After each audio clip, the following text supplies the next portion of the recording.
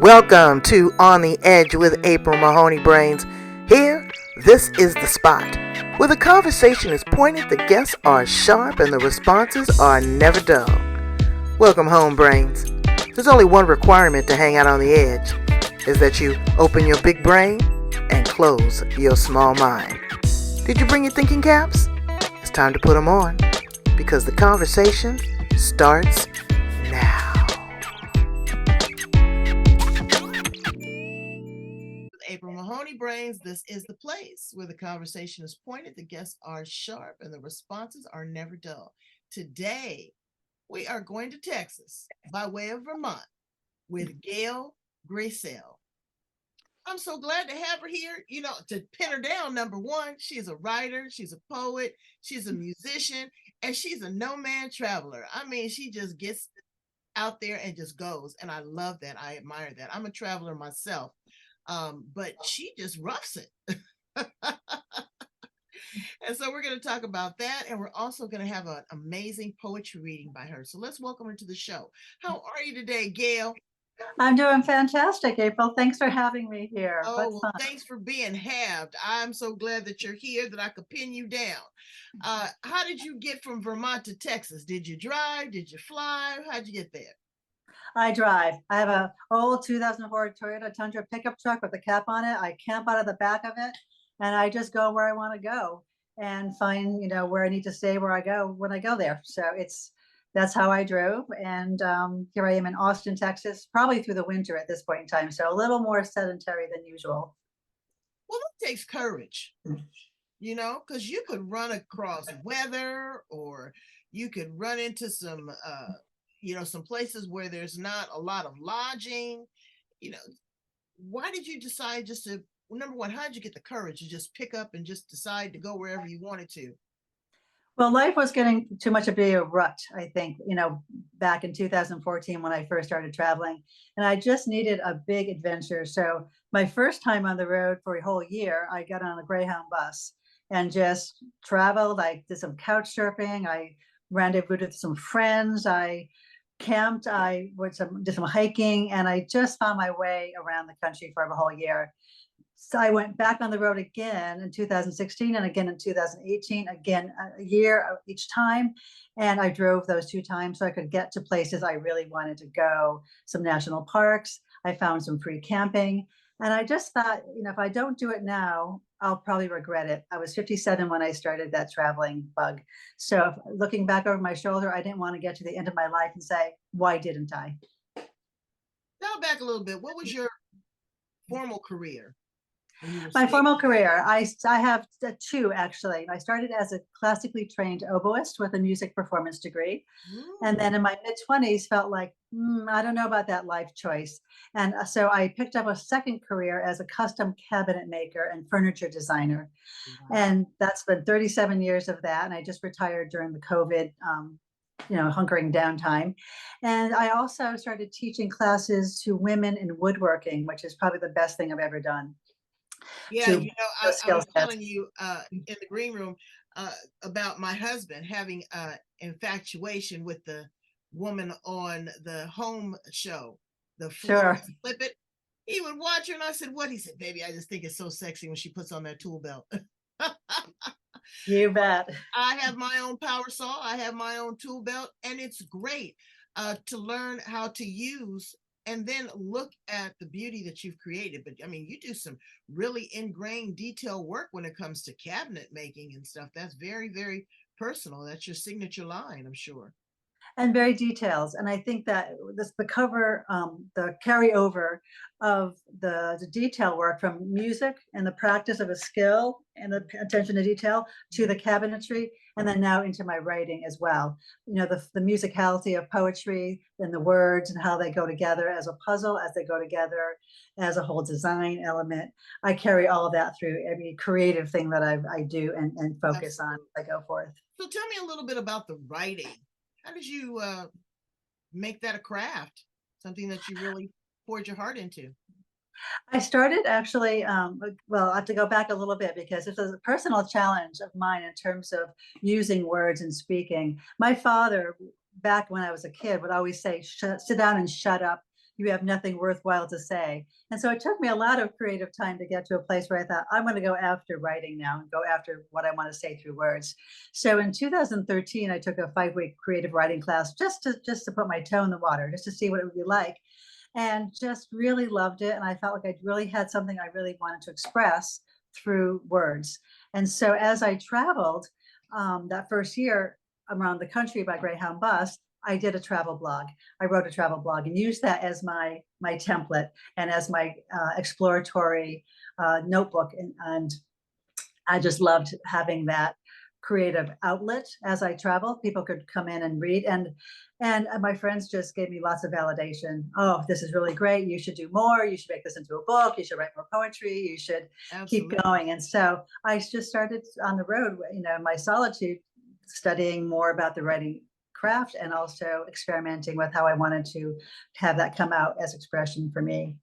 And then also with the musical background, I mean, now you can write song lyrics, and sure, next thing you know, you're going to be on the CMAs. You never know. That might be next. Here in Austin's a music town, so if I play my cards right. So do you have your book there? I do. Let's see it. Well, my book, my travel memoir, isn't out quite yet. So that's in process. I'm working on designing the cover right now and also getting the last editing done. So I do have a book of poetry that I put together. Yeah, my travel memoir, Poems on the Road. Oh. And so this is a compilation of my published poetry over the last 8-9 years that I've put together with some photographs that I've taken as well. So it's a little compilation. Well, share with us. All right. So here's one of the poems that I actually wrote in response to my journey in life, which is to really excavate and unfold what's in there. Coming back to my father's voice again, there was a repression about you have nothing to say.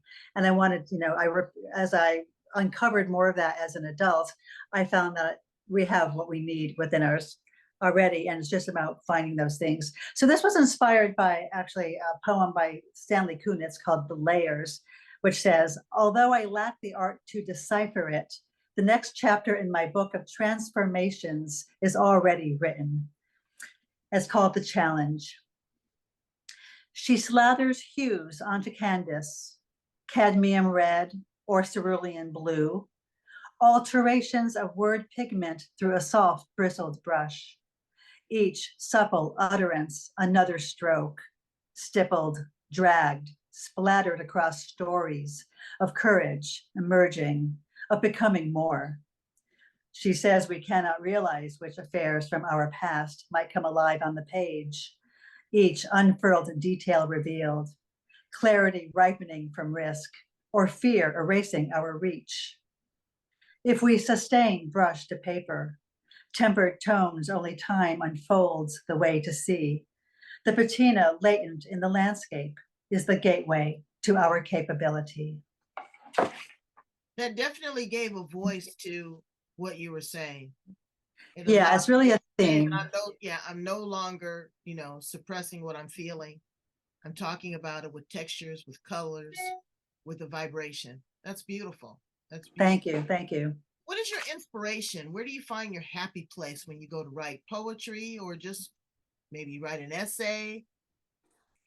I think my happy place is, yes, poetry for sure, because there's that musicality, and I love the meanings and the shades of meanings of words. I love to stretch them. I love to play with them and see how they can actually dance across a page. I do a lot of dancing, so I feel like there needs to be rhythm. There needs to be some kind of punch in there and some movements. So that's so I love sitting down and really, really revising and working poetry.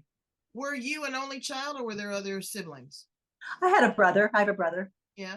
And so did your father give him a voice? His was similar, to mine, which was, we don't want to hear you. We just stay to the side. We don't want to hear you. My brother took a very different trajectory, not as creative, very much, more mainstream in how he works and, has a family life. I never got married.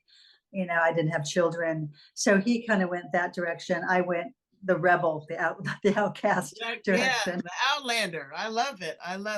But it's good that you were able to open up, because that's a very full container, and it can explode, it can implode, it can lead to depression, it could lead to, alcoholism. But you use a creative outlet using your hands, using your talents, and using your words. What would you say to a woman right now that is, just kind of lost and roaming around, doesn't know what she wants to do, afraid to take that first step? How would you encourage her? Well, I would look at what her gifts are, what she feels her gifts are, and start in a very small place. In my teaching with women, that was really important for me, is to have them start simple and start with one step. It doesn't have to be overwhelming, it doesn't have to be fancy, it doesn't have to be too much, but what can one do to understand what they feel good doing? Almost like what you were saying, where's your happy place? Where do you start from that seed? And then you can grow from there. Take the first step. That's really the what we all need to do, is just take one little tiny baby step and then see how that feels and keep growing from there. Somewhere that you'd like to go that you haven't been? I mean, I hear a lot of domestic travels, but are you also looking to explore other countries? Absolutely. I actually went to Switzerland for 2 weeks in June with my best friend. She and I have been talking about this for decades. Someday we should, right? And the world's getting harder to be in these days. So why wait? Why do that? So that was a really great trip. I'd love to do more in Scotland and Wales. I'm a hiker and a backpacker, so I look for mountains and the big Oh, okay. dramatic mountains, right? I'd love to get to Alaska. I know it's and more of Canada, Yeah. and those places that have some pretty dramatic landscapes. Patagonia. I'm a mountain person, so I tend to look for those particular countries. Do you have a dog? No dog. It seems like, I don't know why. I just assume that when people travel like that, they always have a dog to keep them safe, so they can hear, and also somebody to walk with and hike with. But you didn't find a dog, but what you did find was love. I found some love. Tell me about that experience. You're a woman of a particular age. And so, again, you're traveling around. You seem very comfortable with who you are. You Yes. didn't need outside influences or another person to validate you, but you stumbled across it. How did that happen? Well, it's been a lot of years, been 10 years, and I wasn't looking for it. That's when it happens, right? And so as I travel, I go to certain places, and mostly I go there to either hike in the wilderness, which is by myself usually, but it's also to dance. So I come into community to dance. And I was here coming through Austin, as I do every winter, and I have a few friends I've made here and have a place to stay. So I go to these dance halls and to meet up with friends, and there he was, and he asked me to dance, and I said, okay, sure. And then I kept running into him at different honky tonk dance halls doing some two-stepping, and he kept showing up. And as we talked more and more, just in conversation at dances, I realized he's also a wilderness guy. He really loves to travel very simply. The back of his pickup truck, he does have a dog. So it felt like there was enough there for me to go, okay, I should pay attention. And because I'm so nomadic these days, I do own a house in Vermont, but I now retired, I don't need to be there, which means I can be anywhere and I can create a life anywhere I want, on the road or in any part of the country I want. So why not explore, what this connection can be and see where it wants to go. So it's still very new since Well, last month. bravo. Oh, yeah. And I've been married 39 years, and it's still new to me some days. Excellent. Excellent. Oh, that's good. But it's very important that, we don't give up on love. We don't close down and become introverted. Because you're traveling alone doesn't have to mean that you're alone. The world is your oyster, you know, and you Yes. find all these wonderful things. Music, I'm sure that that really that was exciting, but also to know that you could cut a good piece of wood and know how to use a nail gun. I'm sure that was very attractive as well. So let's ask you some fun facts about you, Gail. I know a little bit, but not a whole lot. If you were a car, what kind of car would you be and why? Can I have a truck in there too? I'm a pickup truck girl. A car, a truck, a van? Uh, I think I would have what I have, which is my old 2004 Toyota Tundra pickup truck. It's not so new that I have to be careful with it too much. It's off-road, about four-wheel drive and clearance. I can get to where I want to go because that's who I am, right? I want to go where I want to go and get there and not feel like, oh, I can't, I don't have enough oomph or power and that kind of thing. So yeah, pickup truck. so tell me some of the musical genre that you like to play. Do you still play the oboe? I have recently given it up. When I started traveling, I had to put that down. I play many things. So I do travel with music. I have a ukulele that I'm learning how to play. Wow. I have a Native American flute, which I'm a wind player. And I play piano. So I have some keyboard stuff with me in case I find a piano I want to sit down and play. So I do take that with me. And because I play many things, I'm not afraid to learn new things. My career as an oboist was great, and it was a long time, and I felt like it was ready to be put down. It's not a traveling instrument. I would need to really, in order to play with the people I want to play with, be rooted in one place for a while, and I didn't want to do that anymore. So it was time to Did let you that play go. like And with a symphony or I did chamber music and solo work, mostly. Not that I'm not a symphonic player, and that's where I kind of had that initial, how do I want to put my life together with my music? Is that I like symphony players, but symphony playing, but I also like to be a soloist. I have my own creative ideas. I don't want to be playing for somebody else's creativity. right? So but small groups. Yeah. Who's one of your favorite poets? David White, Mm. still living. I just feel like he really gets into the heart of the inner journey, the inner relationships, and how we can have relationships with everything around us in a very meaningful way. And so I'm very inspired by reading his poetry and listening to him read his poetry. That's amazing. If you were an appliance in the kitchen, what appliance would you be? Blender. A blender? Blender. I get a lot of blenders. I get a lot of Yeah. blenders. Yeah, a lot of people like to mix it up. That's what it is. I'm just so, diverse in what I do. People once asked me, as a woodworker, do you make musical instruments, wooden instruments? And I said, no, I keep it very separate. I have that, I have this color, I have this one I'm doing over here. That's a very separate thing. But then they all come together to make the tapestry, right? To make Right. the blended smoothie or whatever we're making, to put Absolutely. ourselves together. I tell people all the time I want to be the refrigerator. I just want to chill. That's good too. So when you got into, how did you get into woodworking? What sparked that interest? Well, yeah, I was doing my music thing and I was in my mid 20s and I realized it wasn't really the career path that I wanted to take as my primary path. And I'm sitting in therapy saying, I don't know what to do. I have no idea what to do now. And by chance, at the same time, we were talking about different directions and options. I picked up by, chance or by destiny, I don't know, a woman's carpentry book. And I bought it and I thought, women doing carpentry, this is, wait a minute. I grew up in a very, what I call a gender specific family. My Right. brother did the tools. I got the sewing classes and the cooking classes and whatever. And I read the book and thought, wow, I mean, what must this feel like to actually make something with your hands, to even build a house, to whatever. And so a couple of years later, I moved to a new town in central Massachusetts, and there was in the little local paper an ad for a cabinet shop looking for some non-skilled part-time help, and I applied for the job. And they hired me, and I spent 10 years in apprenticeship with them before going off into my own business. And it was just the most amazing journey. It was almost that book was the precursor of what was to come for me in terms of my own empowerment, my own creative journey, my own capabilities. Right. You tapped into something. I don't know how much of this you want to share, but I'm going to ask anyway.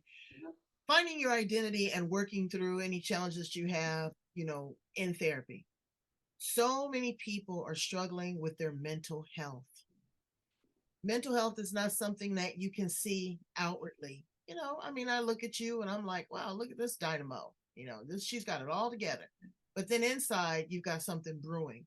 What would you say to that woman that's struggling with her mental health and encourage her to do some deep dive and try to get well? Yeah, don't be afraid of the stipulation of seeing someone, a counselor of some kind, and finding one that you can really work with, and knowing. For me, I think the important piece of that initial um, dive was to realize that I'm going to be okay. I'm being supported. I'm being held by this person, which means I can go into the darker places. I can admit what I need to admit to myself. I can ask for help, and I can also realize that I can be the instrument of change for myself. I have to choose it. I had to choose my change. And it is possible. It took a while, but it's possible. And with the right support, you can actually work through these things and get to the other side and keep Thank you going for and that keep growing. encouragement. Yeah, because so many people are suppressing it. And a lot of times they don't really understand what's going on, or there's a new realization. Once they come out of the fog, they're introduced to a new person. Yeah, They're introduced to new opportunities, a new insight, but also to new challenges. So once you have been able to do that deep dive, uncover, uh, the challenges and work with those, you'll always have those tools like you have in your toolbox, and you will be able to build a much brighter future. Thank you so much for being on the show with me, Gail. oh, what a pleasure, April. You have Thank you so been so much. insightful and so encouraging. I'm going to go out there. I don't think I'm going to do any woodworking, but I might get my paints out. A couple There we things go. need a new coat of paint and brighten that up. That's good. And I'm going to get out my pen and paper, go to the beach and write some poetry, because I'm a pretty successful poet too. I've written 3 books, and I've sold about 26,000 copies of those books. So again, I understand the power of the word, the pen, and the song. Thank you so much for Excellent. being here. Tell my brains how to get in contact with you if they want to be encouraged with you. If they want to purchase one of your upcoming book that's coming out, or the one that you have existing. But also, they might want to meet you at the honky tonk. That's true. So people can find me on Facebook. They can find me on Instagram at Windleaner. And I have a travel blog, which I can check out some of my travels at gailstravel.weebly.com. And I'm working on an author page right now. So it's not quite up and running yet, but it's coming. Well, we're excited. I'm going to put all of her contact information in the back. Go in, check it out, be inspired, be encouraged to get in your truck and drive. Excellent. All right, Brains, I need you to go in, please like, love, share, and subscribe to the channels: LinkedIn, Twitter, Instagram, Facebook, Blog Talk.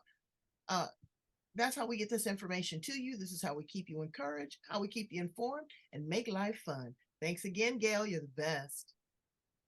Thank you. Bye, Brains.